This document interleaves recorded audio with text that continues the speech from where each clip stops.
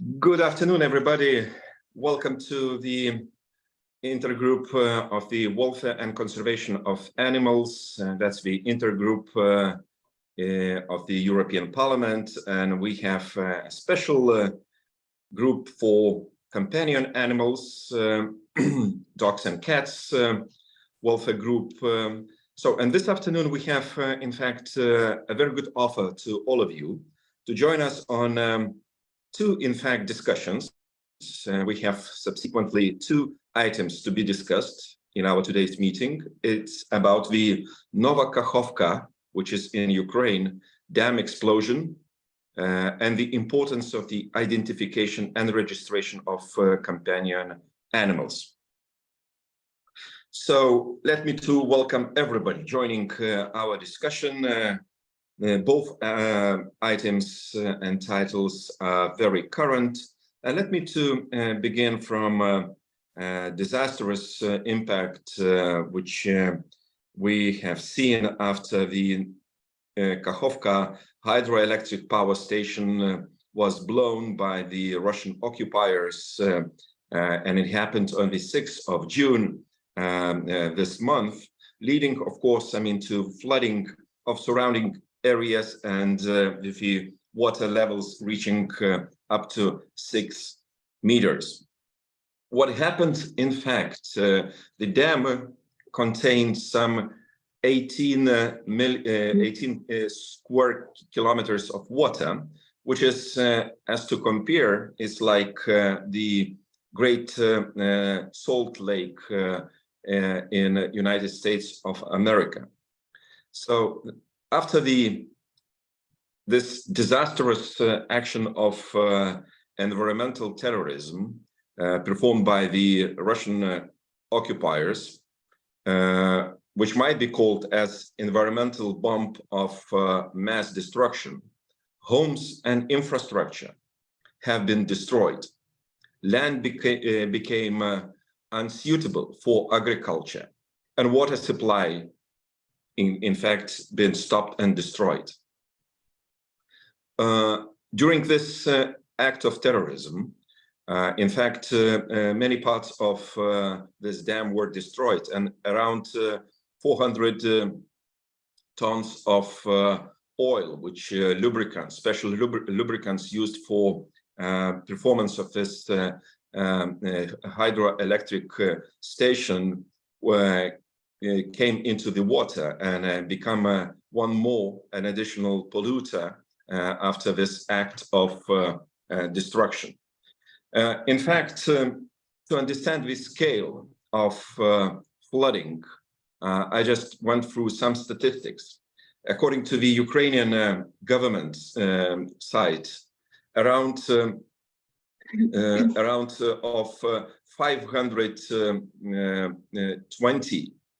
520 square kilometers. That's the area flooded after the destruction of this Nova Kakhovka dam. To compare again, to give you a good example, city of Brussels, a total area is 161. It's 3 times more. 3 Brussels total area is flooded after this act of ecocide, which, let's be frank, call things as they are.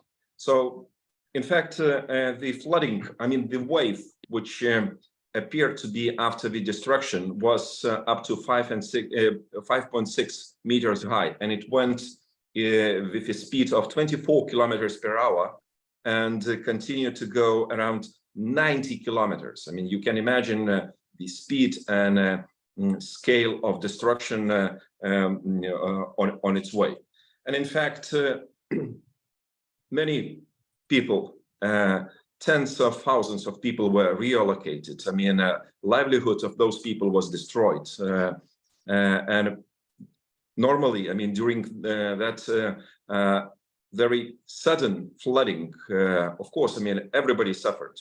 People, animals, nature, everything what comes to our minds, to think how our normal life is. Imagine the water level of 6 meters coming over the sudden to your home.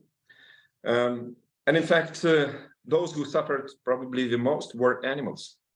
Home animals, companion animals, farm animals, zoo, which was flooded and had before hundreds of animals, and many of them, in fact, vanished as a result of this environmental vandalism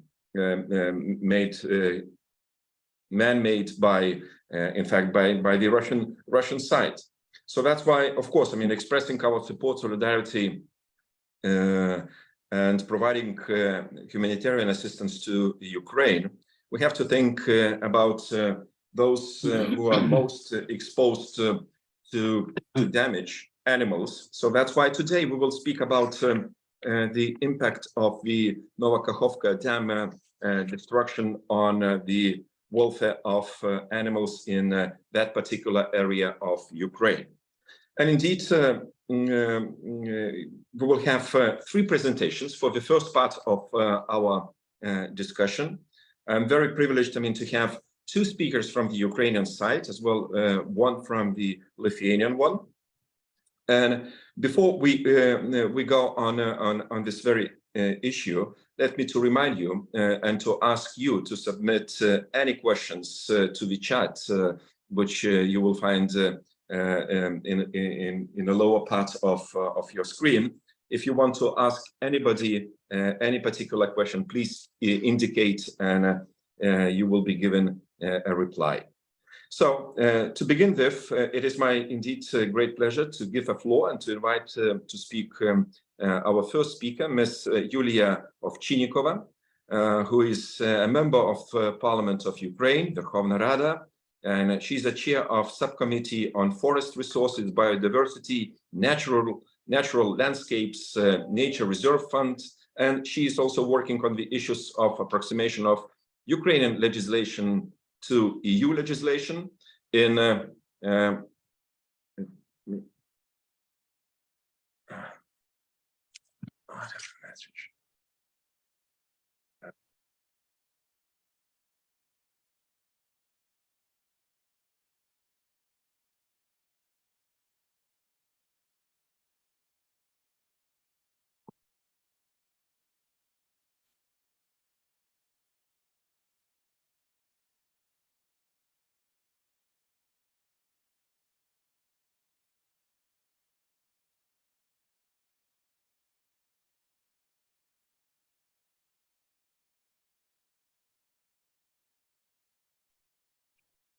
Well, I believe there is some small technical issue on Petra's side. Maybe just let's wait for a few more seconds for him to reconnect.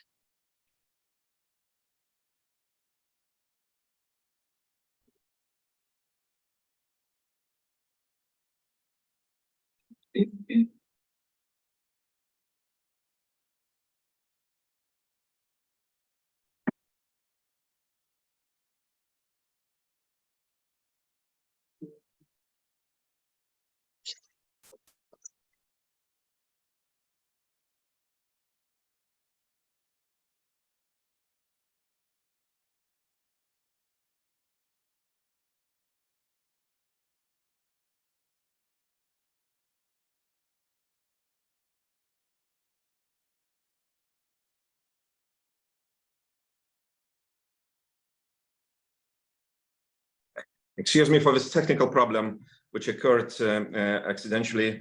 I'm sorry, I'm back, and I do invite Yulia Ovchinnikova, my colleague from the Verkhovna Rada, to make the presentation and to speak about the plight of animals in Nova Kakhovka Dam explosion, and indeed lessons learned and the situation we have for the time of being. Yulia, floor is yours. You're most welcome.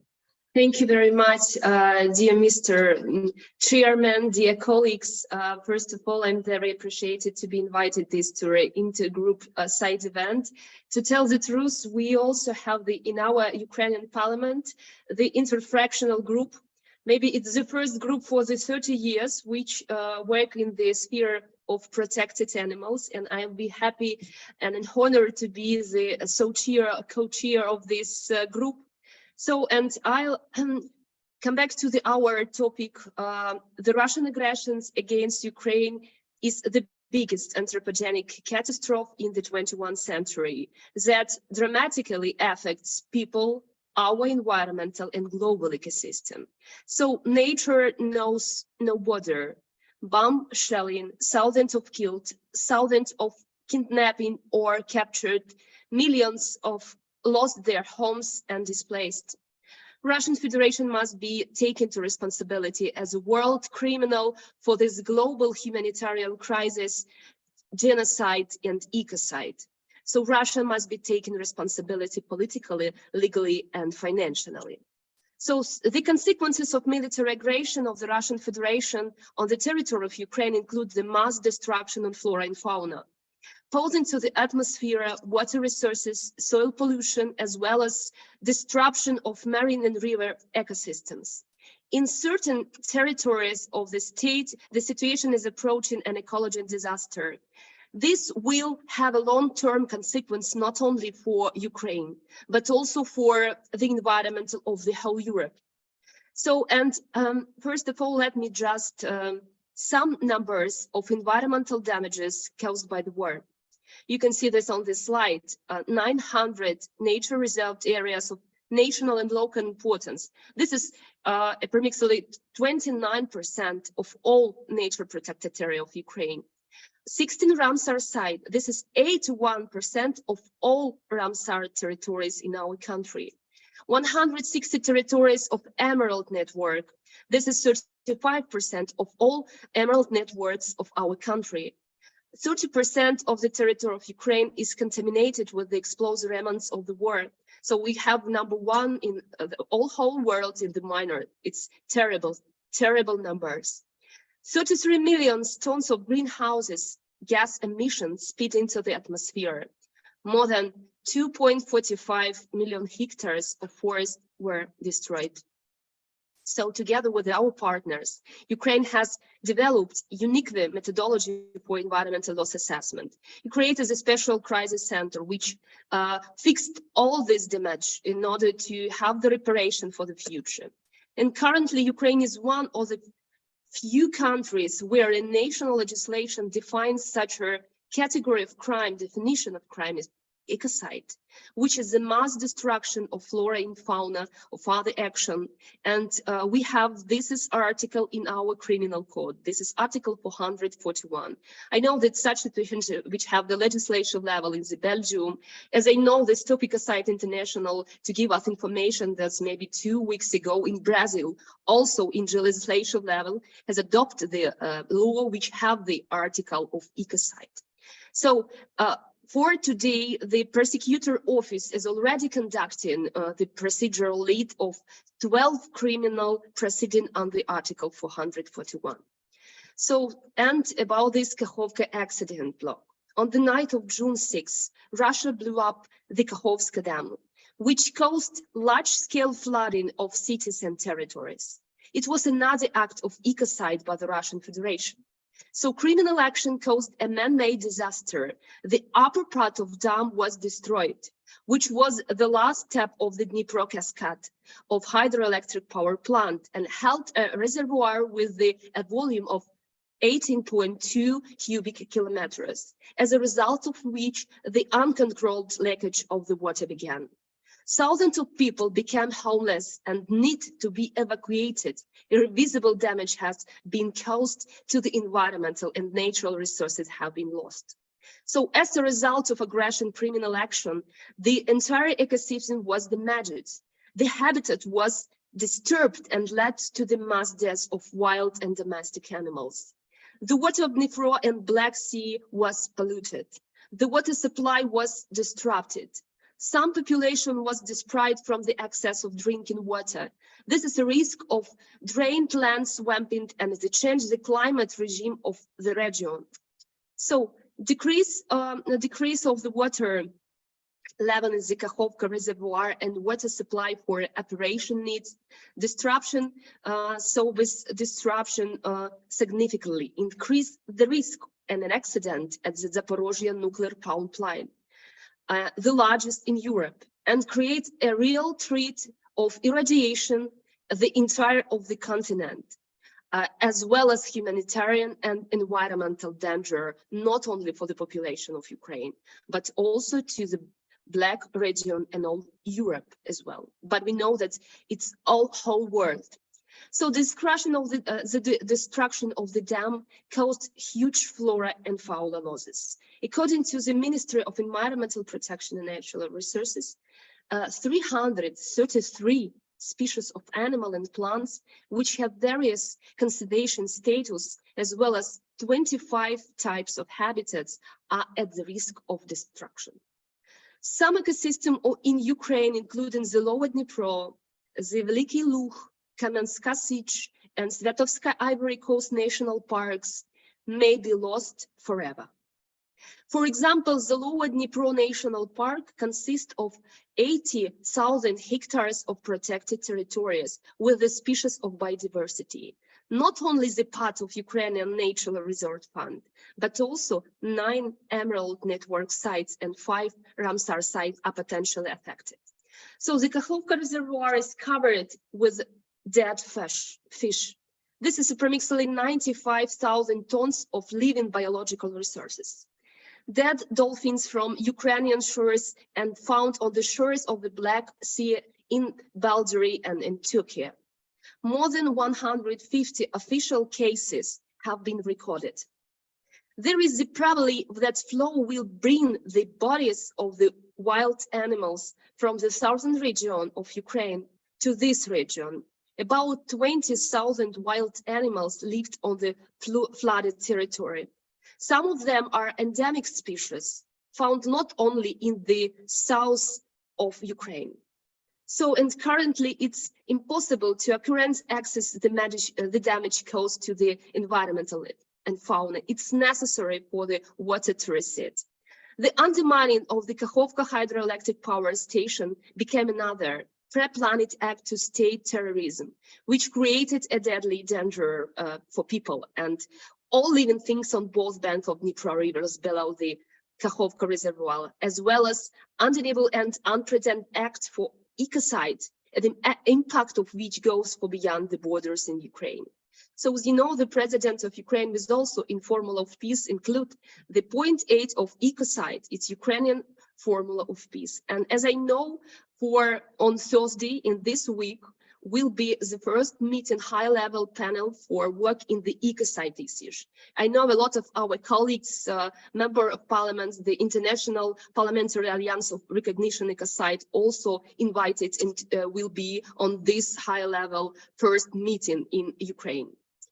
So, and since the first hours of this disaster, all the forces of the rescue services, the military, volunteers, and concerned citizens were sent to save people and animals. Search and rescue operations were supplicated by the high level of polluted water.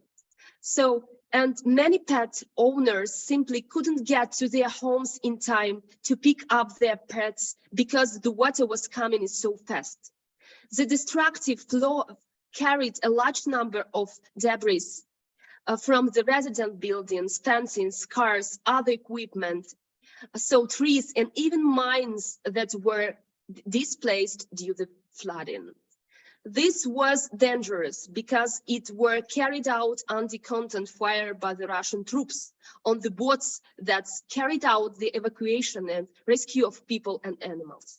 So given the dangerous conditions, the animals were frightened, stressed, and some of them required emergency medical care. Sometimes to carry out the evacuation, the animals were sedated and taken to a safe place. So the animals were in housing hungry. Following successful evacuation, the found animals were sent to the special shelters where they were examined by the veterinarians, something supplies. Unfortunately, it's extremely difficult to prepare for disaster of such scale. As soon as it became known about the accident, the rescue service volunteers, local and state authorities appealed to the residents to areas at the risk of flooding, not only with information about the rescue and evacuation to the population, but also with the request to take care of the animals and in case there was no possibility to take animals with them. it was important to give the animal at least a chance to save the life. Let it out of the aviary, in from the tether of let of out from the fence. This was applied to both pets and domestic animals, cows, goats, otherwise they would remain trapped without a chance of escape. Unfortunately, currently there is a lack of shelters of state and communal forms of ownership which could accommodate such a large number of animals, as well as qualified specialists who provide them with the necessary assistance and keep proper records. The animals were sent to private shelters, temporary keeping centers, and communal enterprises in different regions of Ukraine. And sometimes immediately enterprises in different, sometimes immediately to some families who want to take these pets around the country and, to tell the truth, around the world. Some of the animals need appropriated conditions for their maintenance to provision of necessary medical assistance. Now it's very difficult to find the owners of rescued animals or for the owner to find his animals that was rescued by volunteer, because it's extremely difficult to establish who the animal belonged to. If it's not identified and registered, the search and reinfunction as rescued animal with their owners is complicated by the lack of the unified state register of animals. So, and some volunteers maintain a public catalog of rescued dogs and cats, or a post announced via social networks so the owners can find their pets. So I want to pay attention for one of the very big problem now to create the really big reform of identification and registration of the animals. First of all, the domestic animals. It's a common practice in many European countries. However, in Ukraine, unfortunately, there is not a widely used practice. Large-scale military aggression, and in particular the blowing up the Kakhovka dam, showed how important these procedures are. So on this year, on May 3, the draft resolution of the Cabinet of Ministers in Ukraine on the implementation of an experimental project on the identification and registration of domestic animals was published for public discussion on the website of the Ministry of Agricultural Policy and Food of Ukraine. So for all of us, the straight regulation of identification and registration procedure is supposed to solve the issues of availability of operations and information regarding the number of domestic animals, places of their maintenance, the state of vaccination against rabies or other infection diseases, or ensure veterinary and epizootic well-being, animal movement control. So this in return will prevent the transportation of animals. So it's responsibility owners. It's really concept of responsibility owners. So dear colleagues, I will be in conclusion. The rescue of people and animals showed a good example of unity and solidarity of citizens, not only of Ukraine, but also of the whole world. So as long as we don't stop Russia, they will not stop the aggression against Ukraine, and nothing will prevent them from continuing to destroy all living things. Only the united efforts of the democratic world for the victory of Ukraine can stop the mass killing of people and animals and the ecocide committed by the aggressor. Today, I call for world solidarity in the fight against the aggressor, who daily commit crimes against humanity and against nature in Ukraine, in Europe, in the world. The environment has no borders. Everything that happens in Ukraine affects the whole world. We must protect every life. Thank you very much. Thank you, Yulia. There is no doubt that the destruction of the Nova Kakhovka Dam is a war crime and it's an ecocide. So that's why we stand in full solidarity with Ukraine, and not only on this issue, but continuously supporting Ukraine and looking for our common victory against occupiers and freeing Ukrainian territories up to the internationally recognized borders. And Yulia, thank you very much for information provided. I'm sure our colleagues in Verkhovna Rada, Ukraine's parliament, have a common view on animal welfare increasingly. We're very pleased to hear about this experimental test of identification and registration of companion animals in Ukraine.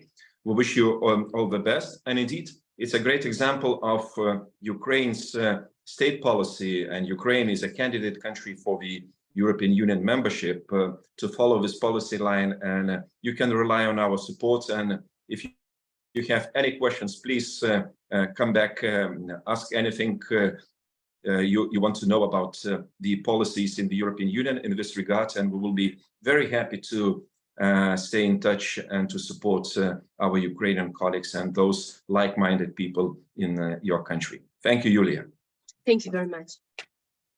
So now, colleagues, I turn to Olga Shevganyuk, who is an operational director of U-Animals. It's a Ukrainian animal protection NGO combating animal circuses and other use of animals for food, as well as rescuing animals from combat zones and temporarily occupied territories of Ukraine.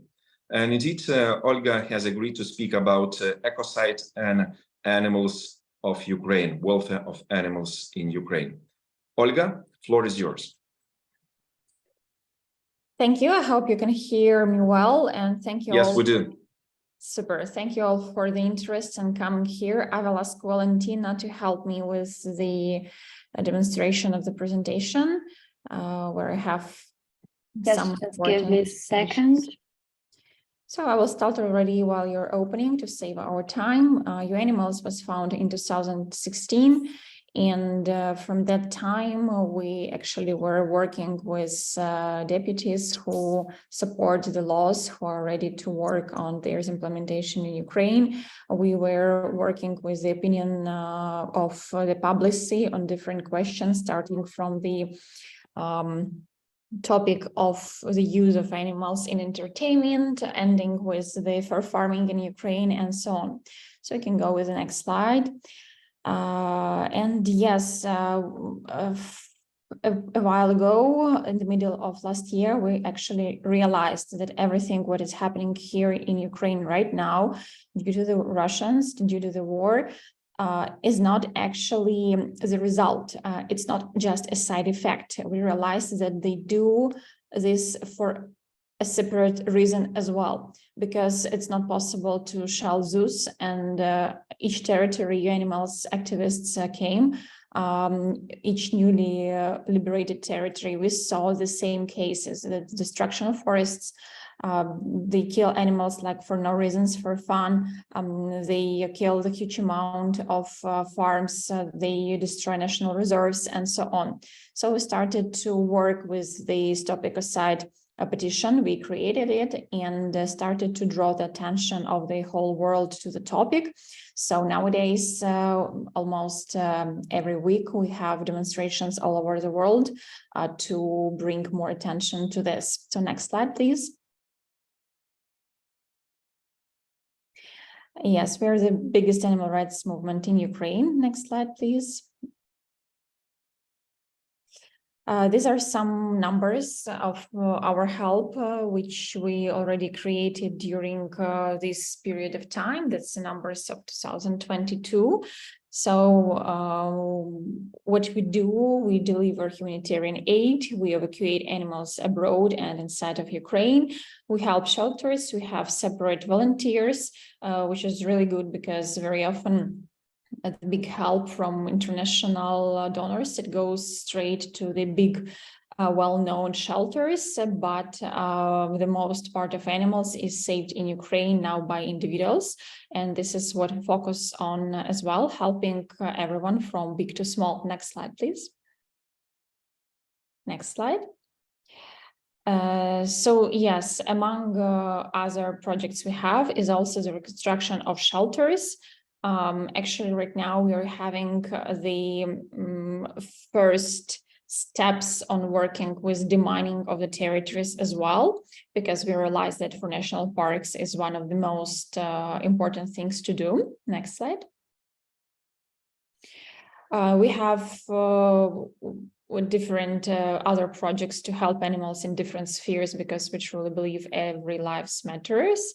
Next slide. And yes, sterilization program is one of them because, as Yulia mentioned before, we have 2 or 3 times animals more now in all of the shelters and in the streets as well.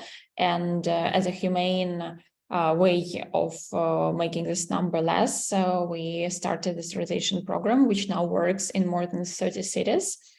And of course, it has to go in parallel with the laws which have to be implemented, but we do what we can right now, working on both sides.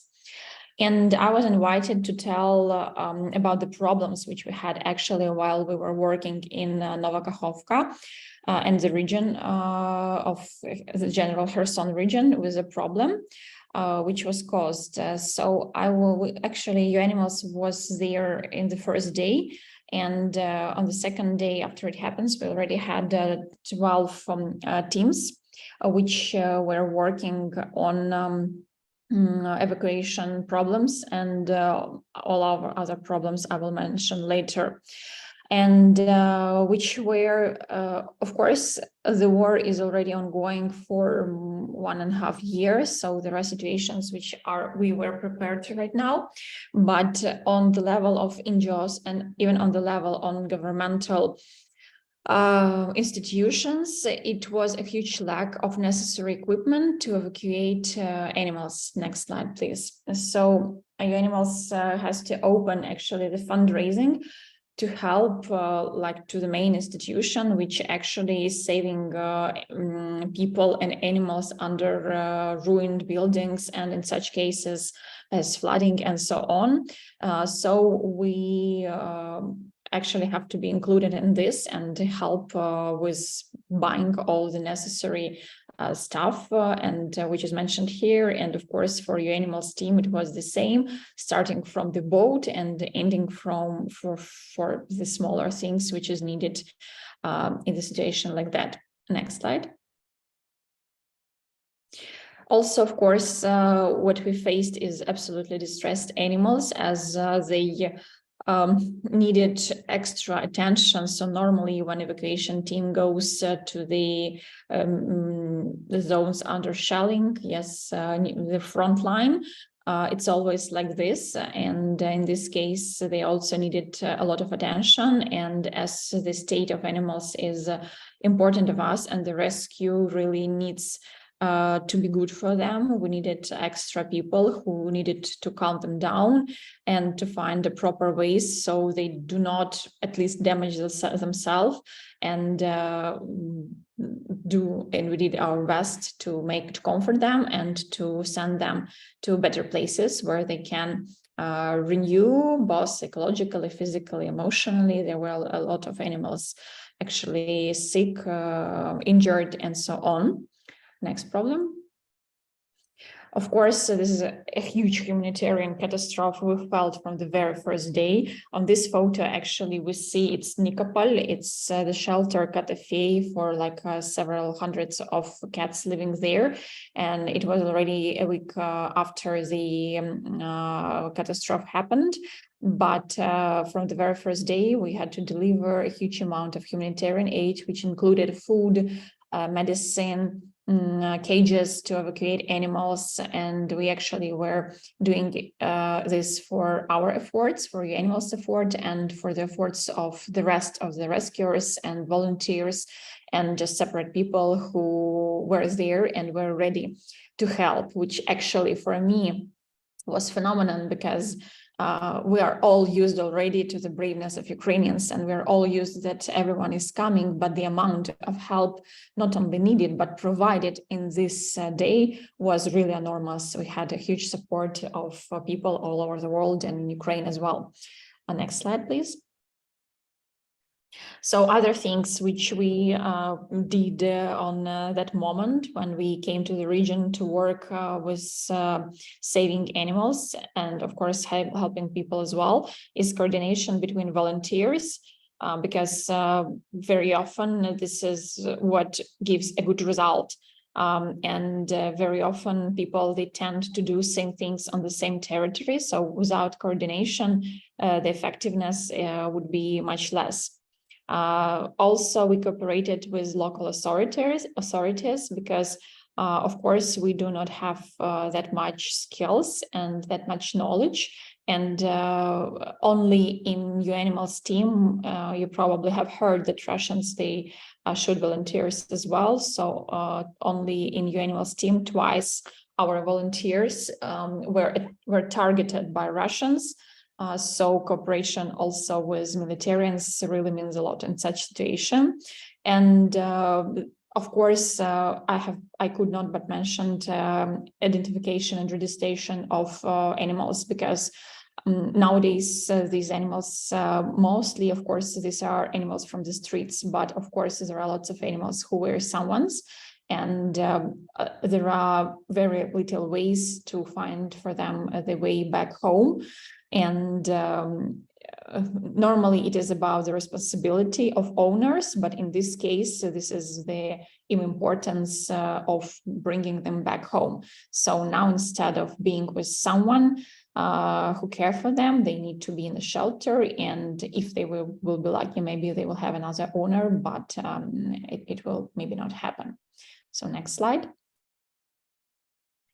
We, as I said, already started this Stop Ecocide Ukraine all over the world, and we also give some efforts to talk to all types of institutions who can help.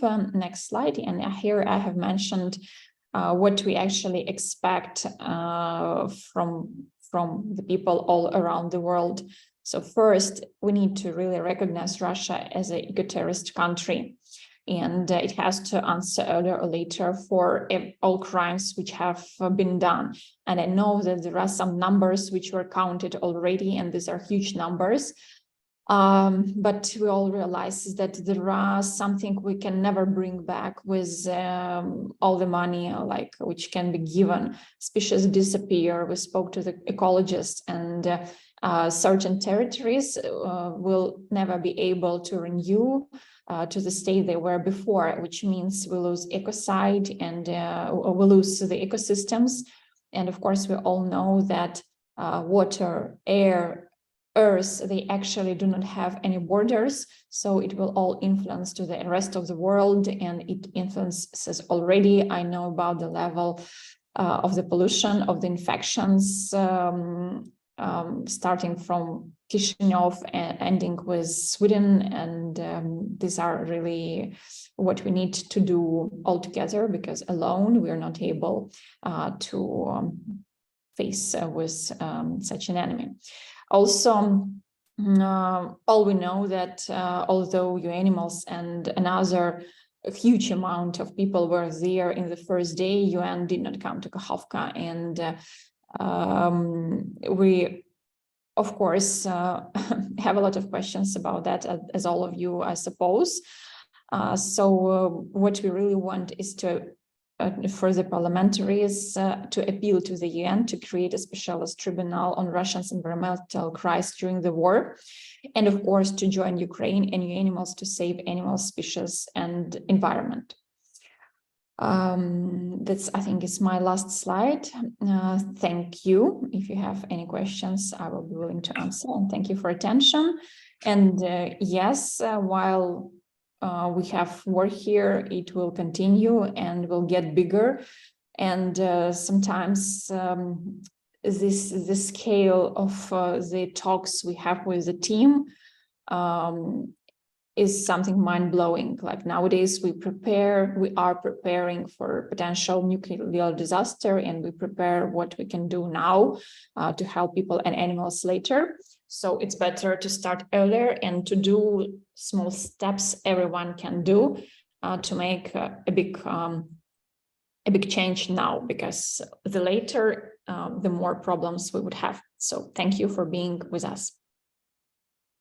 Thank you, Olga, for your presentation, as well as for your activities. I mean, most importantly, what you do on the sites. I cannot hear you, I suppose. Yeah. Do you hear me? Yes. Do you hear me? Yes, Olga? Do you hear me? Switch on. All good? Well, I can hear you well, Petrus. Yeah, we can Oh. hear you now. Okay. Okay, Olga. So thank you very much, and indeed for all your activities helping, saving, and assisting animals in need. May I ask you one question? I mean, are there any European or international animal welfare organizations or representatives are now in the flooded area or areas around? I mean, are there any representatives from international let's say networks working along? Do you have support on the ground? We do have support on the ground. I know at least one organization which is there right now. We don't have the collaboration with them, so they actually came separately, and they do what they suppose is necessary to do. But I would say it was mostly the support on the distance. So many international organizations activated very seriously when it happened, and we're ready to provide the help. So we're really grateful, and that's why we actually were able to fundraise for animals in the way that we closed the fundraiser, and we didn't need to proceed it. And we have enough funds actually to do our work and to have any other organizations which ask for the help to work on the territory.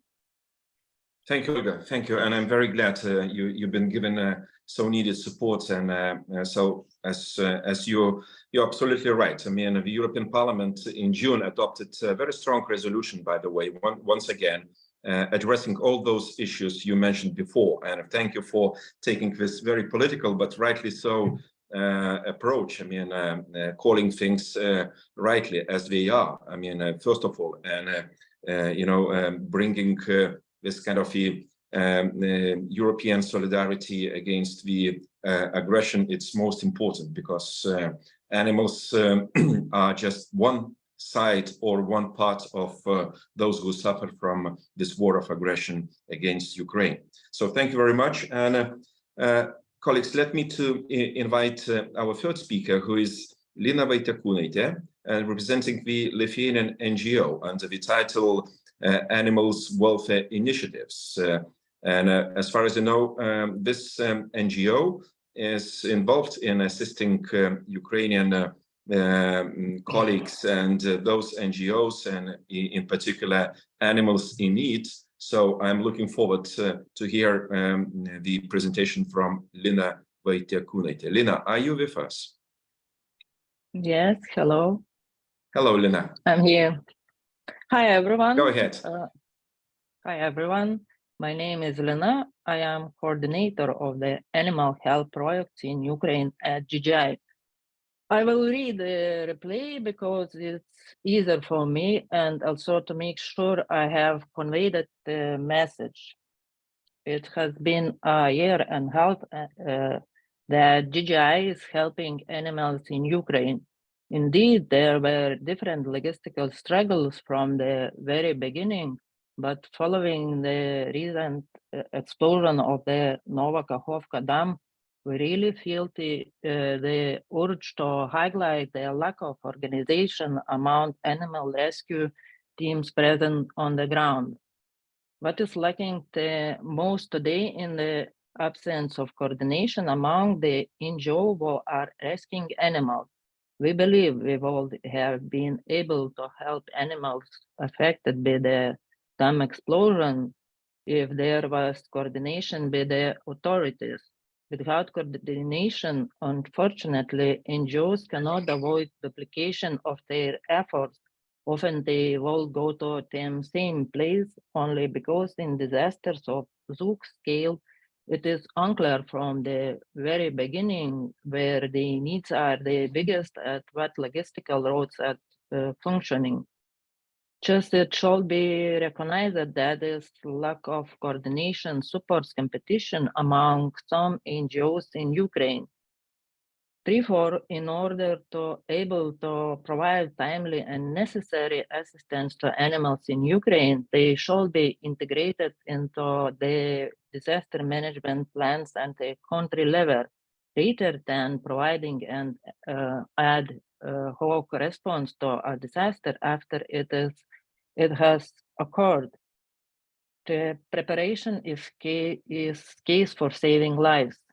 In the EU, there is Union Civil Protection Mechanism, the main instrument of channeling humanitarian aid in disasters. Ukraine takes part in this mechanism, so if animals are legally protected in disasters at the EU level, Ukraine, considering its participation in the mechanism and its candidate status into the EU, will follow the example and will facilitate the coordination of the animal welfare NGOs intervening in disasters.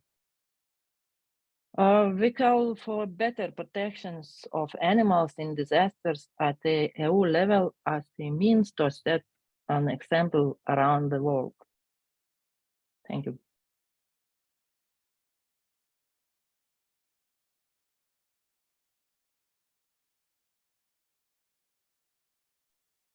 Thank you, Lina. Are you over? Yes. Thank you, I am Lina. over. Thank you. Thank you for your involvement and your points you just made. I will mention some of them in the concluding remarks, indeed. But do we have Yulia still with us, our first speaker? Yes, I will be here. Hi, Yulia, once again. Yes. Look, what is the position of the Ukraine's government? How long it might take? I mean, to restore, those territories which are still flooded, by as a consequence of this explosion at the Kakhovka. How long, time-wise, it might take, to restore a normal livelihood of local people and animals we spoke about? Dear Petros, thank you for your question. Really, when we start, this is terroristic act with a strategy. The government of Ukraine created a special crisis center, which fixed all the information, and every day all ministers published official information according to the situation in the country. It's the level of the water and the pollution, the water pollution, what this official information and all this medical needs for this. So, and very difficult to say about this prognosis, because as you see, every day something change, because our president pay attention according to the maybe nuclear power station in which the Russian troops and Russian terroristic think about this to crush the technogenic catastrophe to organize this. So really, we haven't such as official dates or something. But of course, this is crisis center which created by this government. Of course, have special plan for help the people and for recovery, restoration, the ecosystem of the future. Yes, for first of all, the Ministry of Environmental have the special plan how to protect the natural protected areas with all contacts with the representatives of national parks.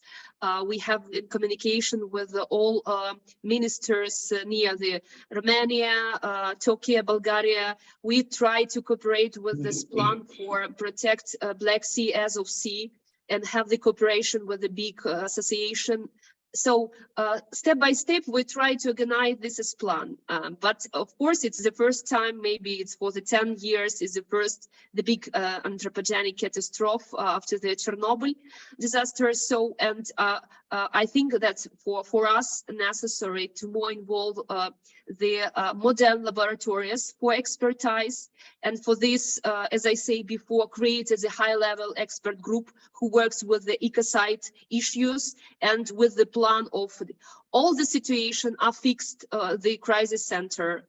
All this include official information, and every minister now to have the 1 month in order to pay more attention and to create this plan of restoration. First of all, it depends of Ministry of Environment Resource. We very closely working as our committee, which I present. We work together, and I try that we step by step with our partners, with our stakeholders, try to more actively restoration. But it's really very, very big damage for Europe ecosystem, really. But it's necessary time, because you can very quickly restore the building, but it's necessary a lot of time in order to have the restoration of ecosystem. It's a big problem for all world, I'm sure. Exactly so, Yulia. Thank you very much. Indeed, unfortunately, it's a huge, a long-term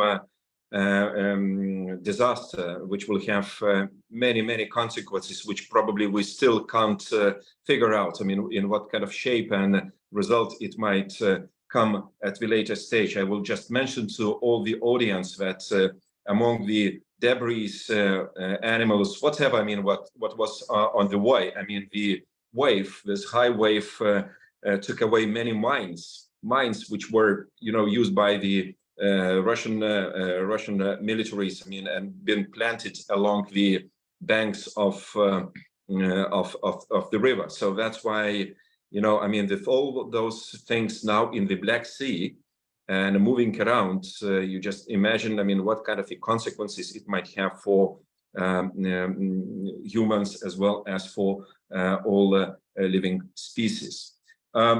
We have received one question from Hanna Horakova, or even more like a comment statement. She's from Czechia, and she said, as being an expert and assisting those animals in need, there is a great problem of examination of animals, proper examination of animals, and quality of examination of those, in particular, she mentioned dogs, which might be transported to Ukraine, to Europe, excuse me, from Ukraine as a result of this disaster. And there is no proper examination, which means that there is a risk of rabies and other diseases which might, come as a result of transportation. I think Hanna raising a very right question. So we will try, Hanna, to contact you later at the later stage, maybe involving all the institutions as well as those NGOs working on the spot in Ukraine, in order to come up with a kind of a better response to the situation. But Hanna, you're absolutely right. I mean, we need to address this issue and to take some decisions urgently. And thank you very much for addressing our audience with your question. So indeed, thank you very much, all the speakers, Yulia, Olga, and Lina, at this very urgent issue. Indeed, so as we said, negative consequences will be, multifolded in a long time in that felt in Ukraine as well in a Black Sea region. The absolutely right aspect of identification and the registration of companion, in particular of companion animals, is an urgent issue, as well as including animals into the disaster law at the EU level. I have to tell you that I'm doing my efforts, I mean, to include this important aspect to the Lithuanian law of protection of civil protection mechanism, which is an important aspect, but it's needed to be done as well in Ukraine, as Ukraine is a candidate country of the European Union. So that's why if the European Union includes animals into its disaster law, Ukraine is also likely to take steps towards protection of animals in disasters. Yulia, we expect your efforts in this regard as well. And I thank you once again for addressing this issue. We might be back to this particular case of Nova Kakhovka, because it really has huge impact on many of us as well on animal welfare in general in that particular region of Ukraine. Thank you very much. All the best, and Slava Ukraini. Героям слава. Thank you Thank very you, much, dear Yulia. colleagues. Слава, дякую. Thank See you. you soon in Ukraine Thank you. after Yes, the victory. absolutely. Till the victory. Have a nice day. And let me, colleagues, to turn to another part of our discussion of today. It's mandatory EU-wide identification and registration of companion animals. So we have heard already some aspects raised by our Ukrainian speakers, which is so evident, especially in particular situations like disasters, or if any animal is lost or become stray animal and so on. So we urge for action at EU level. Has increased in recent times with the surge of online illegal pet market, for example, in particular, a centralized European reference registry that provides increased control on classified at sites would ensure that only registered companion animals can be advertised online by traceable sellers, such as innovative technical solutions acting as a central code and in identification and registration-based validation is being currently implemented in Ireland and Switzerland. Without further ado, I invite our first speaker, who is Dr. Rémi Gell, and who is a practitioner since graduating from the Veterinary School of Toulouse in 70s. He quickly occupied different functions and in professional trade unions, and now he became a president of the SNVL, which is a special organization of veterinarians, National Union of Liberal Veterinarians, and in 2002 he took that position and remained in this position until 2010. Then he became the president of ICAT, the database managing the identification and domestic carnivores since 2012 on behalf of the French Ministry of Agriculture and Food. And also since 2022, just recently, he is the president of EuropeNet, the European Association of Databases for Identification of Domestic Carnivores. So, Mr. Rémi, the floor is yours, and if you would be kind, having some 5-7 minutes for your presentation. Thank you, Mr. Ostrovicius. I try to share my screen.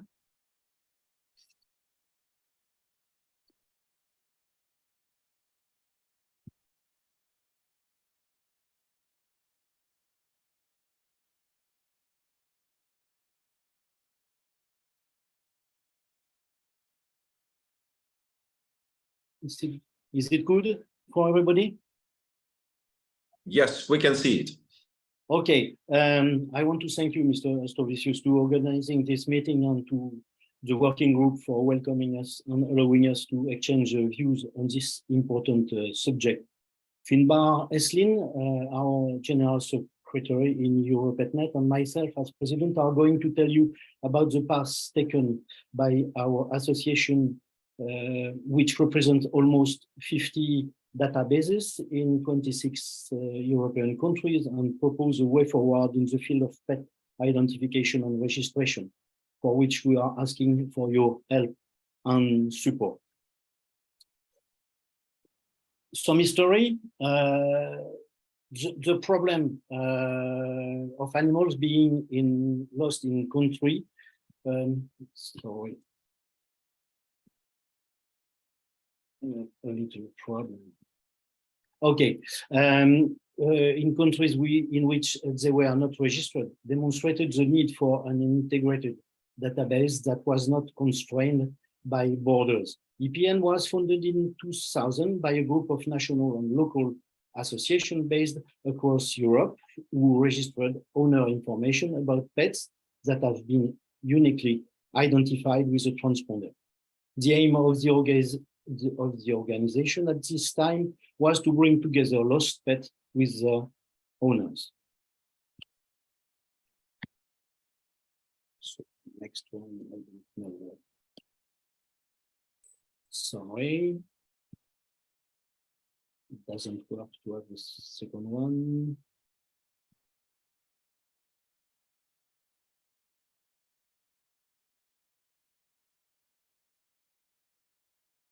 Okay, no.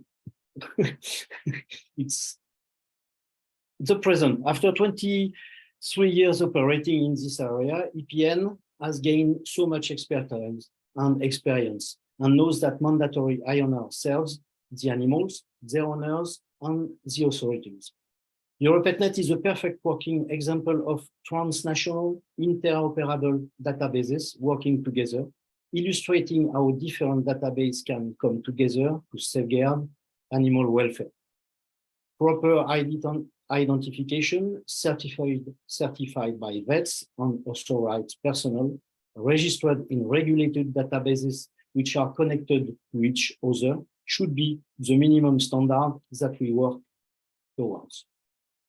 And for the future, Europe needs urgently mandatory identification and registration of companion animals with data certified by vets and appropriately approved individuals in nationally approved databases that are all interconnected.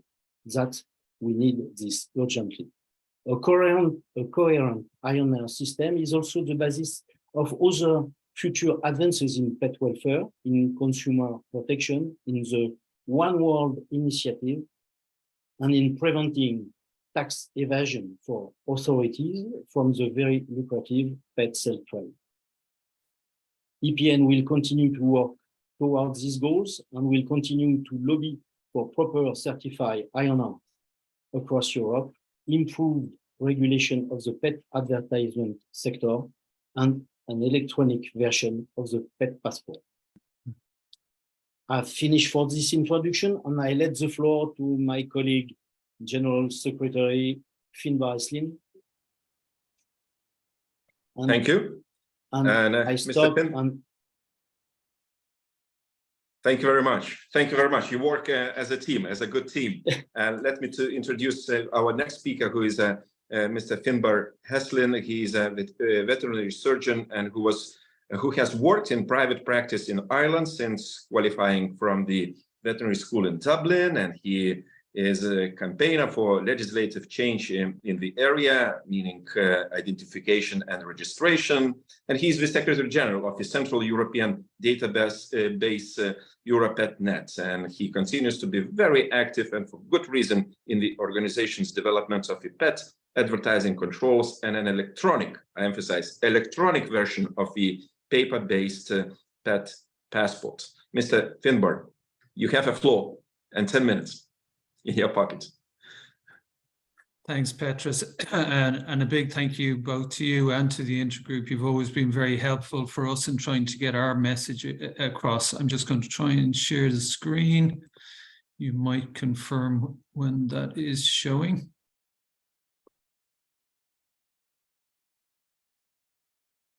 We're good? Yes. As Remy has pointed out, I often say when we're given presentations that you may not know and you may never have heard of EuroPetNet, but if you have an animal in any of the countries within Europe that you can see illustrated there, EuroPetNet probably knows something about your animal. So Remy gave a brief description. I'm going to go through a little bit of a follow-up onto exactly what our experience in this area has been over the last 23 years. So as Remy said, we were founded in the year 2000. We're a non-governmental organization, not-for-profit organization that's based in Brussels. And currently we have over 105 million files on animals, carnivores throughout Europe. This is done through our affiliated databases in all the countries where we have a live API transfer of non-GDPR sensitive data. What EPN's job is to do is to tell us where data is stored, which database. And Ukraine is probably a very good example that we could never have envisaged 23 years ago. All these animals that are rushing across borders and ending up in countries that they weren't born in or registered in. EPN's job is to reunify them with their owner. And the only way this can be done by integration of the central databases. So EPN operates through these databases in the individual member states and outside of the EU in some cases. And those databases may be governmental, they may be private, they may be regulated by the government, they may be licensed by the government. It really doesn't matter to us. We have a set of statutes, and once that is adhered to, we will take the data. As you can probably see from the map of Europe, we do need to expand into other countries, and there are various reasons that we aren't present in those, but that is one of the projects that we are trying to undertake at all times, especially because as we move towards, hopefully, EU regulation with the helps of people like Petras, we do need a presence in a lot of these countries. Really what we wanted to say today was that within EuroPetNet, we have such a huge depth of knowledge, not just about INR, but about legislating for INR as well. And that has come from all of the countries and how they have traveled over the last 23 years to get to where they are today. So what I wanted to do was just go through today what we would consider components of a really, really good mandatory system. And this is quite a busy slide, but I will go through each of these individually, and Petras, I will do it as quickly as I can. I'm sure we're all under pressure to get to our lunches. So the first component that we really have about is who should do this? And the reality that we come to find is, from our experience, this should be done by certified people. It should be done by people who know how to certify. It should be done by people who have an interest in legality. And in the various states that we operate in, we realize that when it is done by vets, by veterinary surgeons or veterinary nurses, or by people who are trained by the local government, this system works better than it does if the owners of the animals can do it themselves. The owners have a vested interest, especially commercial owners, of not doing this properly to avoid tax regulations. So while EPN started off originally as just being interested in reunifying lost animals, we are now at a stage where we realize that we also have to do this, where we can stand up in court and say that this animal was definitely belonged to this person and came from this country. So veterinary certification is a huge, huge part. We operate in a number of countries where we don't have that. And we do realize that there's a huge difference between the quality of the data that is generated and consequently our ability in legal settings to do anything about it. So by far the most important point when it comes to who, it should be people who are certified. I as a vet, Remy as a vet, if we certify something illegally, we will lose our license to be vets. So we will not do it. Whereas a breeder or somebody who is just interested in making money, they know that if they're caught, they can just leave the country and set up somewhere else.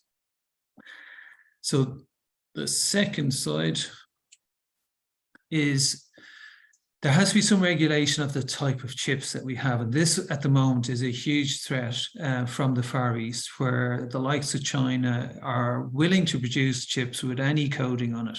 A chip must be unique, and we must at EU level and at national level strive to make sure that every single chip that's used within our systems is unique. And that's done by utilizing current technologies there through the work of ISO and ICAR, which is a Rome-based entity that just ensures that manufacturers are doing what they should and make sure that manufacturers are not duplicating numbers. The third one that really is a huge question is, where should INR start? And all our information and all our experience to date says that it should start where the animal is produced, not where it's owned. This gives us the ability to track animals as they cross borders. It gives us the ability to track animals when they change ownership. But it should start where the animal is produced, because again, in the likes of an outbreak of rabies, we need this data to back it up.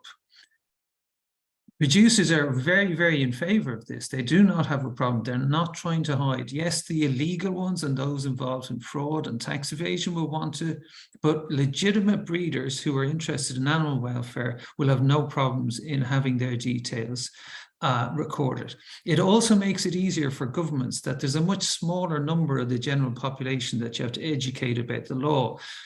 For every 1,000 people that have a dog, there's probably only going to be 10 who are producing dogs. So it's a smaller number that we need to educate.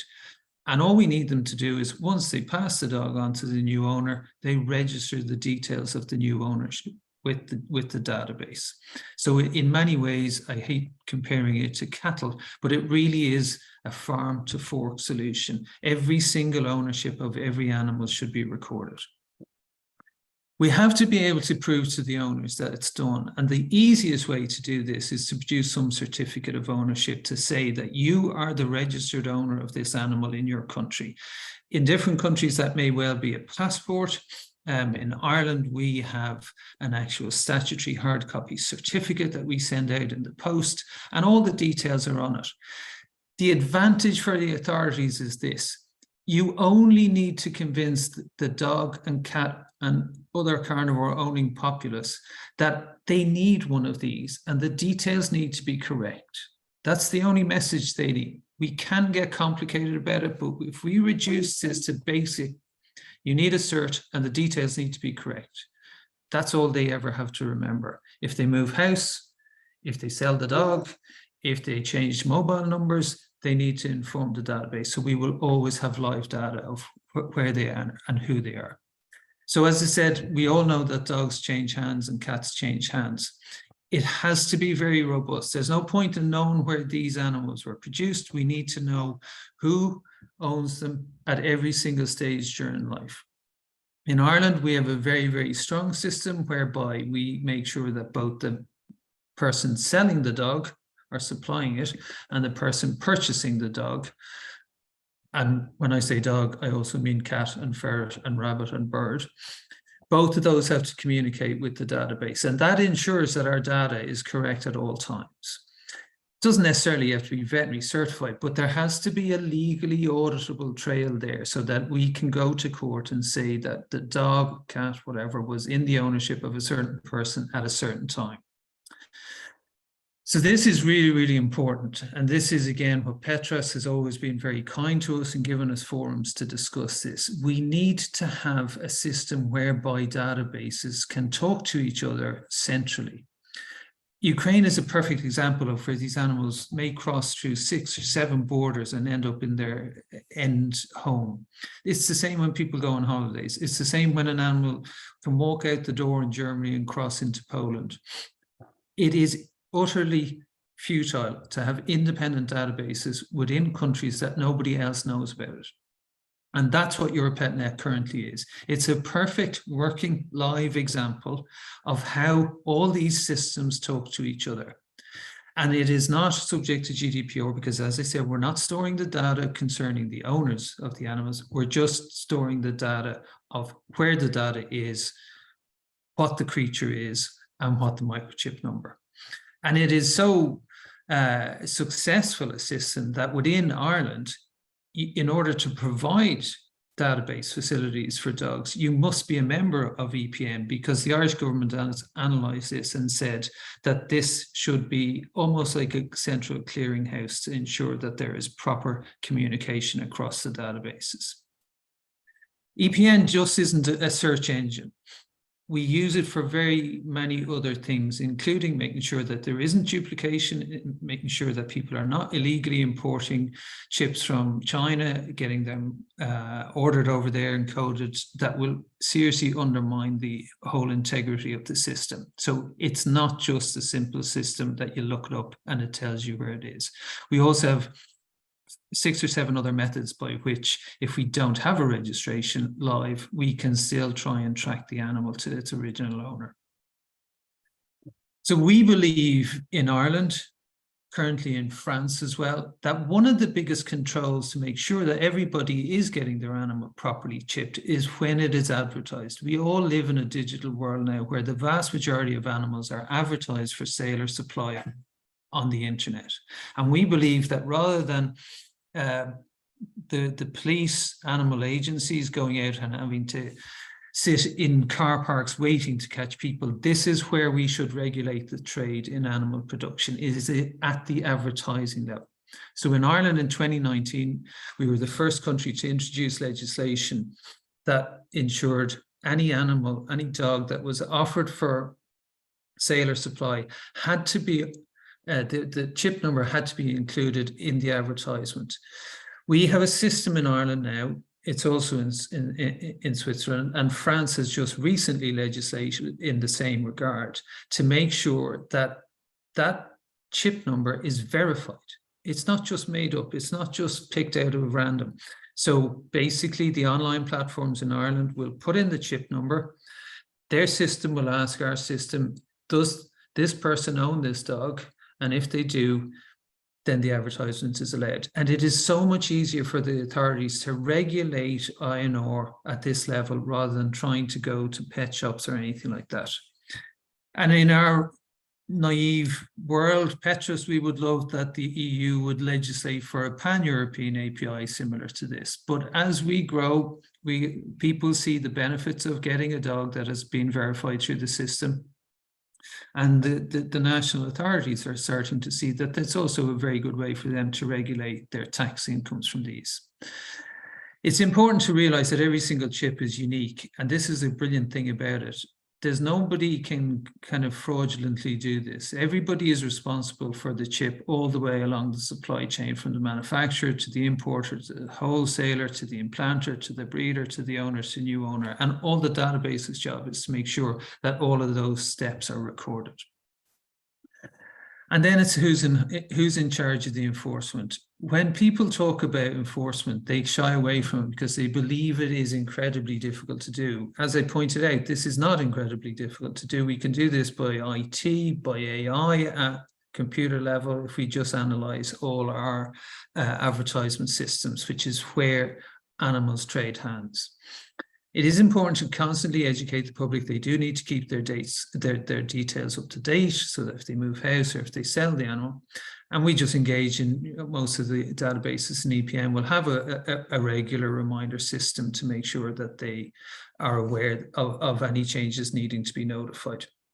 Some form of a hard copy, whether that's the passport or whether it's a certificate, soft or hard copy, it just means it's a very easy one. Is your search correct? Does it have your details correct? If not, you need to act. That's the only message that we need to constantly get out there. So, as I said, Ireland is not renowned as being the most adherent to law country in the EU, but this has been a phenomenal success here. I'm going to fly through this. This was introduced in 2016. And when we look at it, we are now getting phenomenal compliance. This is independent research where we're seeing nearly 9 out of 10 dogs are already registered with that. And as well as that, the awareness on the part of the public that they need to be in possession of a cert is all documented through there. So it has been a phenomenal success. It's been a phenomenal success in many countries. It's really important now for us to also realize what else EPN can do. And this is where, as I said, it is the INR. We take in the national databases through this network. And that's what our job was designed to be 20 years ago. Well, we now realize that these two central cogs, as Petrus referred to them earlier, and that's what they are. They're cogs in a system that can grow. The central part of this is EPN. But on top of that, we can use EPN to have these online pet validation systems. We can also do it for electronic pet passports. We can do it for diagnostic registries and epidemiological tracking. We all know everything about this now thanks to COVID. We can even provide pet metrics to the owner. But the two that are really, really important from a statutory point of view and from a legislative point of view, and what we would really beg the EU to seriously consider in their analysis of the current pet welfare overview, are the online verification and the electronic pet passport. Petra, and I know we're very, very tight for time here, but briefly, every single one of us has had something to do with online banking or online shopping. So we've all used what's called a two-step authentication, where the bank sends you a text to your phone and you put it in. That's the system that EuroPetNet and 4Paws has developed. I'd love to sit here and say this is absolutely ingenious. It's not. It's really simple, but it's incredibly effective. So as I said, first legislated for in Ireland in 2019, now legislated in France, and it's voluntarily introduced in a number of other countries, such as Switzerland. All that happens is the online platform asks the INR database, does Petrus own this? And if so, send Petrus a one-time code. And Petrus gets a one-time code on his mobile phone and he puts it in, and the online platform asks the database, is this code correct? And if it is, Petrus's advertisement goes live. That's it. It's not genius, but it is incredibly effective in prohibiting fraudulent sales. And you can imagine the benefits for this from the consumer point of view are huge. We know who's selling it, no matter if they switch off their mobile phone, fail to answer it or move house, we still know who it was. It's amazing for animal protection because we now have breeders who know they can't hide behind anything anymore. And then, as I said, massive for tax revenue protection for the individual countries. And my last slide really comes down to the electronic pet passport. And again, Petrus is probably bored listening to me talk about this. When the pet passport came in 1999, it was a phenomenal success, but there were issues with it. There was no ability to have a central agency that you could verify it. It was a paper-based document, and it could be illegally produced, altered, fraudulently, and we have hundreds, if not thousands, of examples of this. What EPN has done, especially with our CTO, Gudbrand Vatten in Norway, has produced an electronic form of this. So this is the electronic pet passport, which integrates with our system and integrates with the veterinary system. And 4 or 5 years ago, when we first came up with this and introduced it to the EU, they looked at us as if we were mad. And then COVID came along and we all got so used to the idea of having an electronic cert that said we were vaccinated. This is what the EPP does.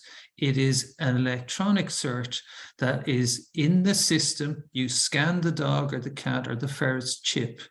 You talk to the system and the system tells you, yes, it's up to date with its vaccines. Yes, it's up to date with its worms and its flea treatment, so it can move. So it's a massive impediment to illegal transport. You can't just produce one of these if you've got a photocopier at the back. It stops unscrupulous breeding. It prevents illegal trade across borders. It's a massive aid to the prevention of serious disease. And the first part of this discussion about Ukraine, with all these animals coming across into Europe, is a perfect illustration of just how we do live in one world. Again, the final point about it is it's a massive impediment to illegal trade from a tax point of view. So I think that I was asked to stop by 12:10. I've stopped at 12:09. If there's any questions, I'm more than happy to do it. We do have a very, very good site, and I just have it there at the bottom, epetpassport.eu, and there's a very, very short video. It takes about 6 minutes. That is a perfect illustration of how this system works. I know we had planned to show it here. I just don't know if Petrus, if we have the time for that. I don't think so, but I would advise anybody to go on to that. And if you have any queries, please do get in contact. Dear Finbar, thank you very much for your great presentation of the indeed phenomenal success story of Ireland in this regard, in the identification and registration. With your permission, and if you share your presentation, so we will submit this and we'll send to all the listeners as well. We'll place on our website of Intergroup in the European Parliament. I mean, sharing your experiences and this video, which you said is really easy to understand and brings a lot of useful information. And you know, Finbar, I mean, it's not a dream. I mean, to multiply this great success of Ireland in identification and registration, and to share this experience among the European members in this regard, as well as to create the united European database in this regard, because mobility is increasing. People mobility, the companion animals mobility. I mean, this is our future. So that's why, thank you so much, I mean, for having this great score, 9 out of 10. It's something, I mean, many countries might be envy to you to seeing this result. And to continue our presentations, I may invite Ms. Claire Richaud, who is an Associate Director of Public Policy and Governmental Relations and Europe-led for Technology Solutions at MSD Animal Health. Ms. Claire has an experience working with the French Minister of Environment. Then she spent some years developing international startups in agri-tech and food tech sectors. She joined MSD to take care of government relations related to digitalization of agriculture. It's a great experience, and we're looking forward, dear Claire, for your presentation. Up to 10 minutes, please. Thank you, Mr. Chair. Thank you, Mr. Chair. Thank you so much for having us in here. Also want to very warmly thank the Intergroup for offering us a spot in here. I will really try my best not to repeat too much what Finbar already said, because I think something very important to just say to start this presentation is how much everyone is agreeing on this topic. So that's quite nice. That's quite rare in our fields, right? In the Brussels bubble. So I just really want to emphasize that, and that's why a lot of things I'm going to say might sound repetitive, so I will try to make a different twist to make sure everyone is going to lunch with a full mind as well. Okay, so very quickly about us, we are MSD Animal Health. We are a One Health company, and our company is offering solutions to pet owners of dogs, rabbits, cats, and horses to protect their animals against diseases, parasites, and illnesses. But we are here in our quality of implant manufacturer, and also we are a microchip provider for vets. So that's really why I'm going to focus on this topic today. And I just wanted to emphasize that the health and the welfare of companion animals are really at the heart of what our company does. And I'm very happy to see that so many people around the table are sharing the same interest. So very quickly, I thought that to try to illustrate as good as possible this very topic on why we're in favor as well of the enforced mandatory identification and registration framework in the EU, I decided to just take a little picture of a nice Australian Shepherd, because it's always nice to see nice puppies on the screen, especially at this time. So let's imagine that we have this dog, and her name is Sally. So Sally was born in Poland, and she was equipped with a microchip in Poland for her identification. But the problem is that Sally has been stolen, and she has been tried to be smuggled in France from Spain.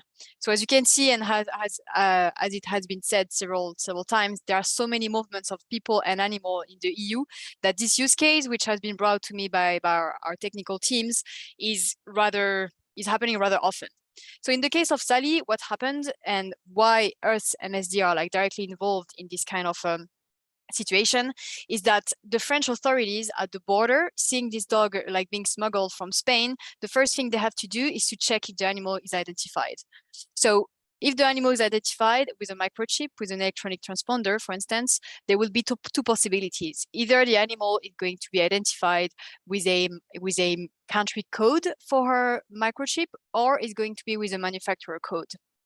And on that point, I think we share the same views than EuroPetNet about how much the country codes are quite advantageous for the local authorities, for the vets, and all of the chain. But I will come back to that a bit later on.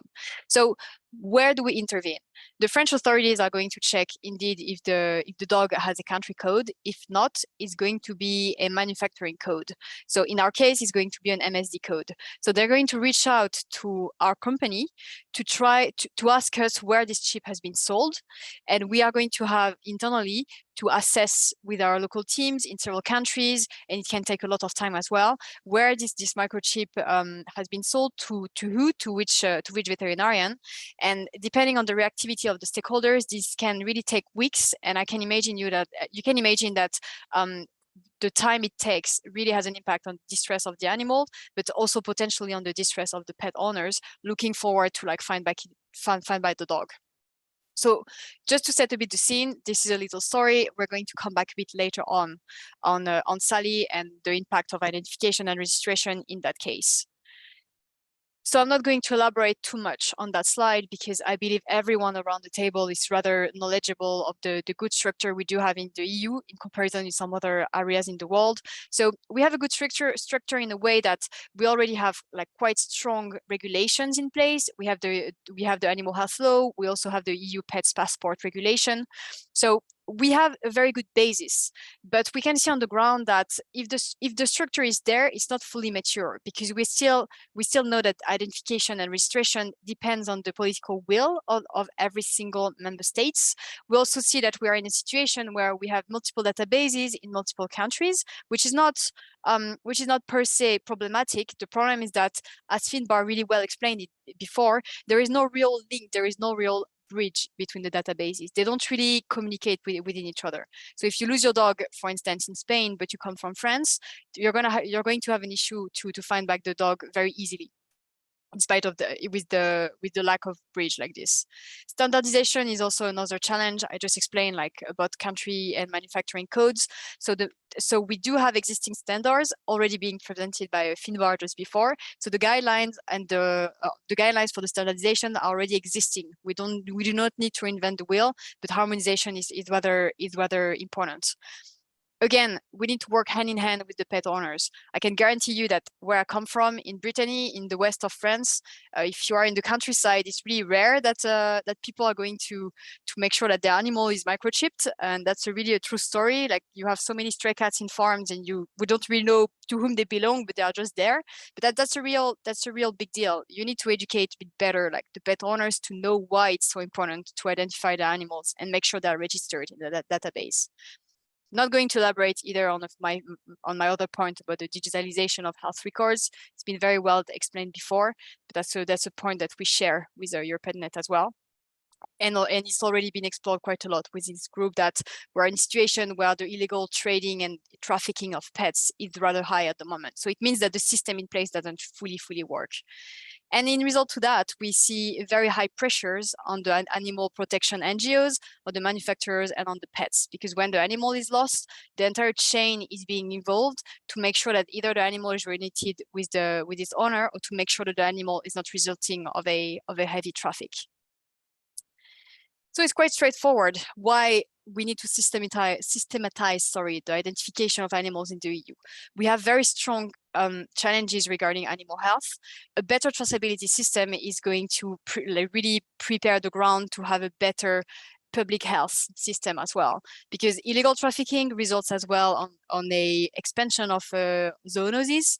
It's going to be way easier to have an animal infected with a disease entering a country illegally, and we need to prevent that at all force. And traceability is extremely capital for that. Same for animal welfare.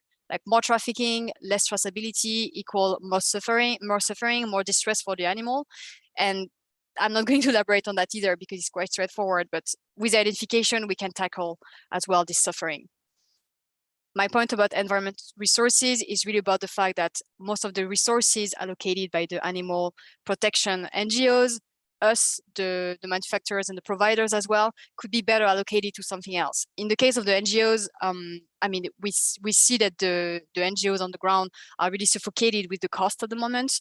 I can speak from experience because I'm personally a volunteer here in Brussels, and we see like 30 to 40 calls every day about cats being found in the street or people wanting to abandon their animals, and it takes us quite a lot of resources to look for the identification of the animal and or then to identify the animals, where we could spend those resources at sterilizing stray animals, at funding the care for veterinary care of the animals and other things. And for the suppliers, it's quite straightforward as well, that with our traceability responsibility, we are very happy to do so, and we will keep doing so because that's part of our responsibilities, as said. But those resources could also be spent at innovation and at other things. Last point about the fact that we see electronic identification as the stepping stone towards smart health and welfare. We live in a way more connected environment than before, and through a little microchip, you can do much more than identification. You can do animal behavior monitoring. You can really do like traceability at large, and that's something I also wanted to emphasize. And as I know I need to be quick, even quicker than that, I'm going to just conclude on with this slide. So there are three very big items I would like to really emphasize during my presentation, which are really repeating a bit what Finbar has been said, just about the fact that we are encouraging the harmonization of the ID code standards for the microchips. So coming back a bit to what is already existing, but we are really in favor of the country code because that's really easy. That's really make things more easy, and we see as well that it can provide a better involvement of the authorities if we favorize a bit more the country code for the microchips. Coming back to the story of Sally, for instance, if Sally had a microchip equipped with a country code, for instance, the French customs at the border could have seen directly that she had a Polish code, and they could have immediately understand as well that that was a bit odd that this animal was being transferred from Spain to France with a Polish code. They could have also been in touch directly with the Polish authorities to see if the animal was stolen, for instance. They could have also at the same time, they could have also asked to get some more information about the vaccinal status of the animal. So I'm coming back to my point about the very, very important part that identification plays regarding public health at large. If we can link the code of identification of the animals with the vaccinal status, with the health status of the animals, that would definitely ease things on the ground for the veterinarians, for the shelters as well. Because I can tell you that if you need to vaccinate an animal, you would really want to know if the animal was already vaccinated against this disease, but there is no way to know if you find this animal in the street and there is no identification. So once again, everything is very connected, everything is very simple. We just literally need to connect dots all together. And coming back to Sally as well, if this animal was well identified, the French authorities could have double checked if the chip was falsified or not, which is another very big item. For us, the manufacturers as well, falsification is quite a big challenge, and it really prevents better traceability of the animals. So having a double control at the border is another way to tackle that, to tackle illegal trafficking, thanks to falsification of chips. My second point is, again, something that we agree all together, facilitating the interoperability, but more importantly, the communication between the databases. A fair competitive environment with all of the existing databases is rather healthy because it allows the pet owners to register the animal in the database that they wish for. And at the same time, we need to make sure that the database can communicate between each other. That's why having a structure able to create a bridge between the database is extremely interesting, and we are completely supporting that as well. Also on that one, I am lacking time, so I'm just gonna jump to my very last topic. But just wanted to say that the private sector is very willing to work as well with the national authorities. So you can count on the private databases as well to try to encourage the pet owners to register and to collaborate with the authorities. Just a little of goodwill to finish, and to finalize as well, having a digitalized pet health history is really interesting. The proposal for having a digitalized pet passport is really capital. I really hope to see it one day, once again, for the same reason of public health safety and making sure that there is a good health tracking of the animals. Voila, I'm going to end up there. I have no idea how long it took me, but if you have any questions for us, more the industry side, do not hesitate. Very happy to answer. Thank you very much. Merci, Claire. Merci. You did a great job connecting dots, and you told us a great story about saving private Sally. I think it was so evident, on the experience of this dog, Sally. What we need, to have a digitalized identification and registration system on the EU level as quickly as possible.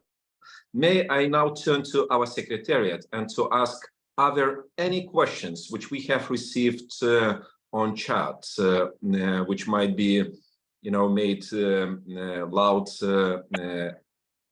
and we might ask for some replies from our speakers? Yes, there have been several questions in the chat. For example, one, how to proceed with farm cats and stray cats?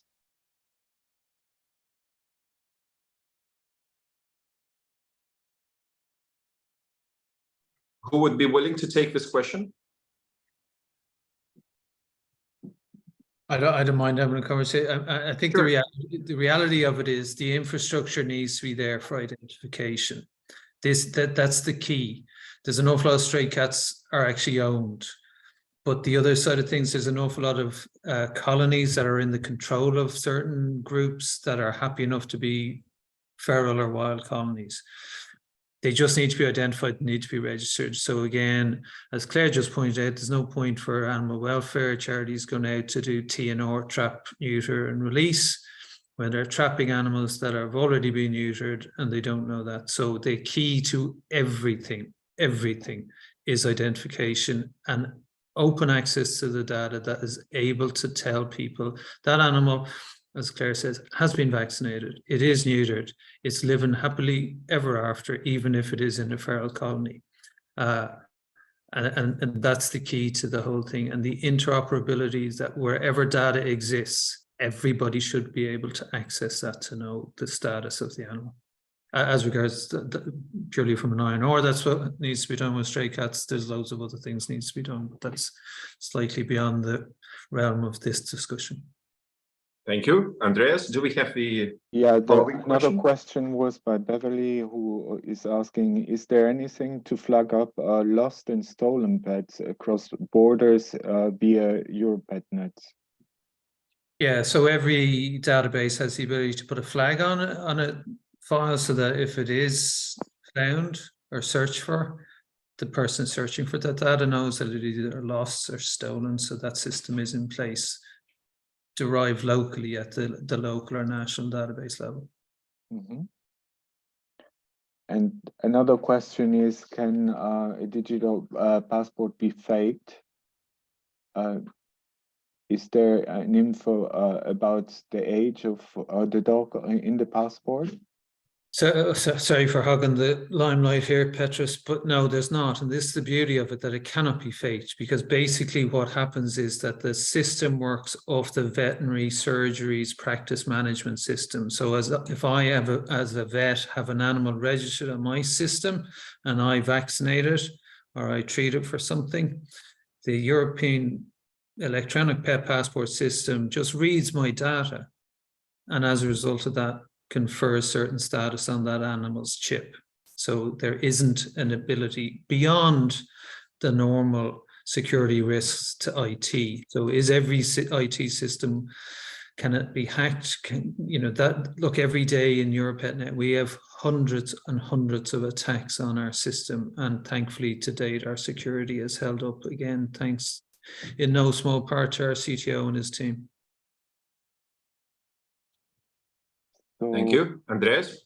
Then, but if the chip is scanned, will it flag as stolen? This is a part question by Beverly to Remy. Just to be very clear, a chip has a very, very limited amount of data on it. It literally is a world unique 15-digit code usually. It is only when that chip is looked up in a system that data will be accessed.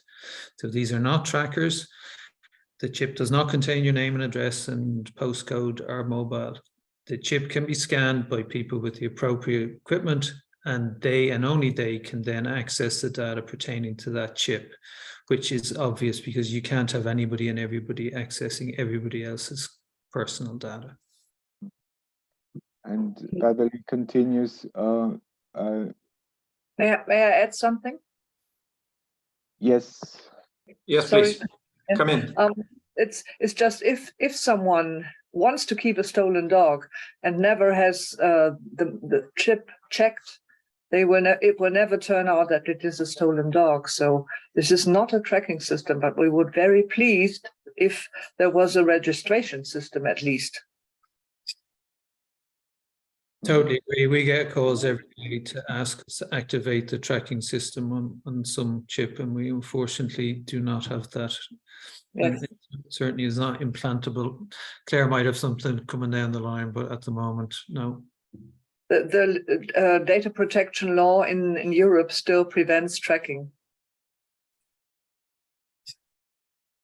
the reality of data protection seems to be the thing that is used most often as an impediment to progress.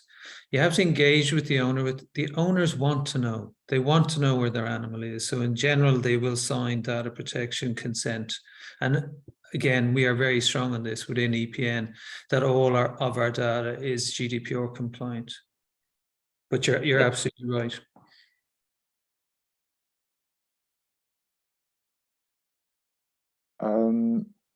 I don't know, should we continue with further questions? Because we are running out of time, Petras. Maybe the questions in Q&A can be answered in written also. Yes, Indeed, possibilities is for people to send a question to our address, secretariat@europetnet.org.